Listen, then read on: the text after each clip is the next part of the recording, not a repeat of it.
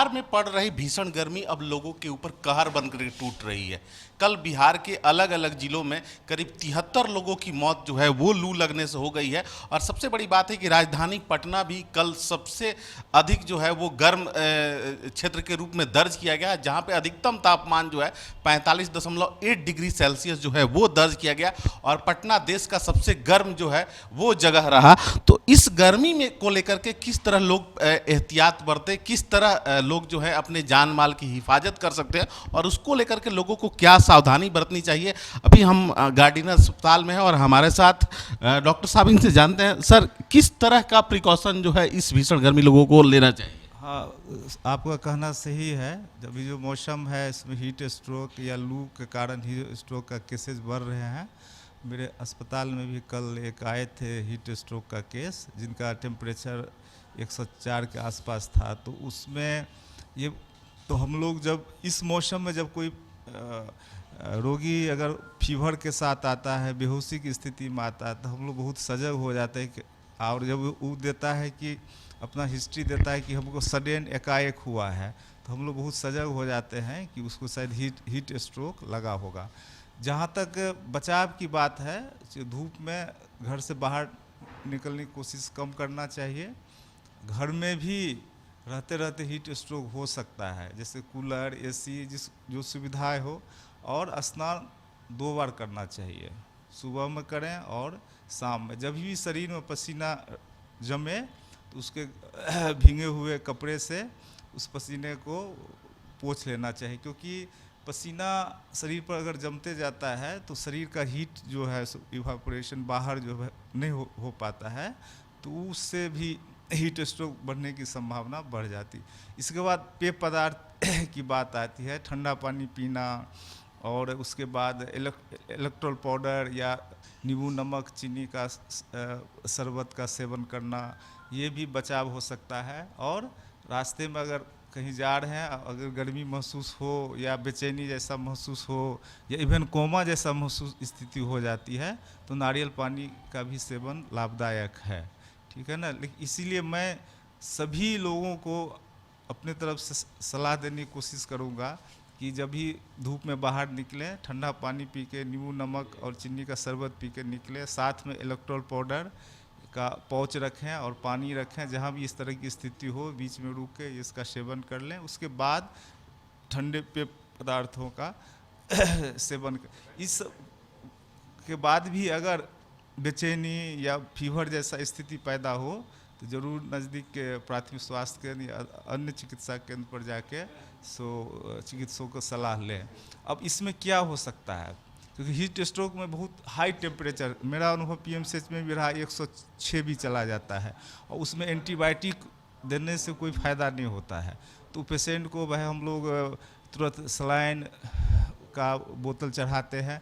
और पैरासीटामोल का टैबलेट भी साथ में रखना चाहिए। अगर एडल्ट आदमी है तो 650 mg का रखना चाहिए, बच्चों में 250 से 500 mg का और रखना चाहिए। जब भी टेम्परेचर देह गर्म है तो पैरासीटामोल का भी सेवन करना चाहिए।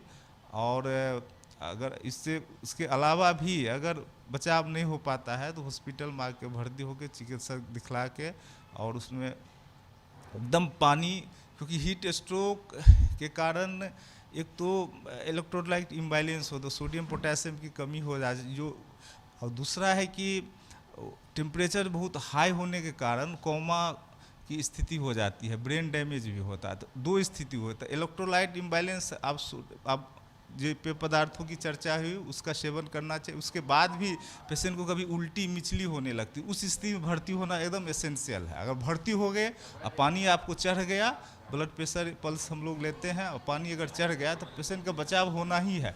और अगर वो पेशेंट पैरासीटामोल की टैबलेट लेने की स्थिति में नहीं है तो पैरासीटामोल का इंजेक्शन भी आता है, उसको दे के टेम्परेचर को हमको 100 से नीचे रखना है, ताकि ब्रेन का भी बचाव हो और इलेक्ट्रोलाइट के कारण किडनी का भी बचाव, क्योंकि शॉक की स्थिति भी पैदा हो जाती है।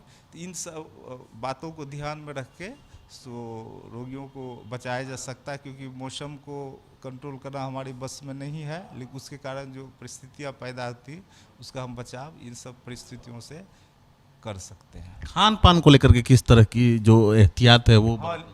हम लोग इसमें गर्मी के मौसम में विशेष करके जो लू के मौसम में हर 2-2 घंटे पे थोड़ा छोटा ही डाइट लीजिए, 2-2 घंटे पर लीजिए, और उसमें लिक्विड की मात्रा अधिक हो। जैसे हमने दाल का पानी हो गया, मान लीजिए कि खिचड़ी टाइप का चीज़ हो गया जो सुपाच्य भी हो, और थोड़ा उसमें नमक की मात्रा अधिक होना चाहिए, ठीक है ना। क्योंकि कोई चीज़ अगर आप नमकीन नहीं खाएंगे तो पानी अधिक नहीं पिएंगे, तो प्राय रोग ये आता है कि हम जूस पी लेते हैं। जूस ठीक है, उसमें पोटेशियम रहता है, लेकिन आप जब जूस पीते हैं उसमें नमक की कम मात्रा है तो आप पानी पीने की त्रास नहीं आती है।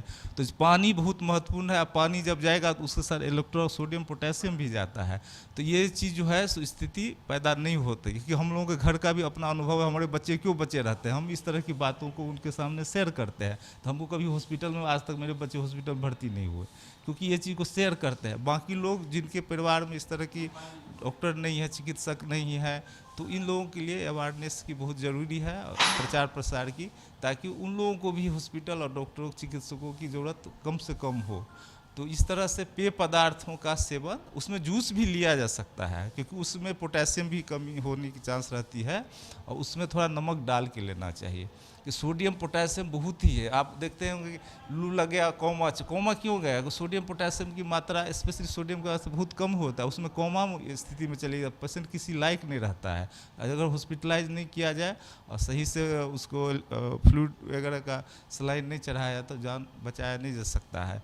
तो इस तरह का जो खाना का, और बहुत सॉलिड खाने से बचना चाहिए। और आप ये भी, जैसे इसी ये आया कि जो आम का जो बनाया जाता है रस, तो उसी कंटेक्स्ट में आया कि उसके कारण भी थोड़ा सोडियम, पोटेशियम और फ्लूइड शरीर में जाए। तो कोई भी ऐसा पेय पदार्थ जिसमें पानी पीने का स्कोप बढ़े, वैसा तत्व को लेने की ज़रूरत है।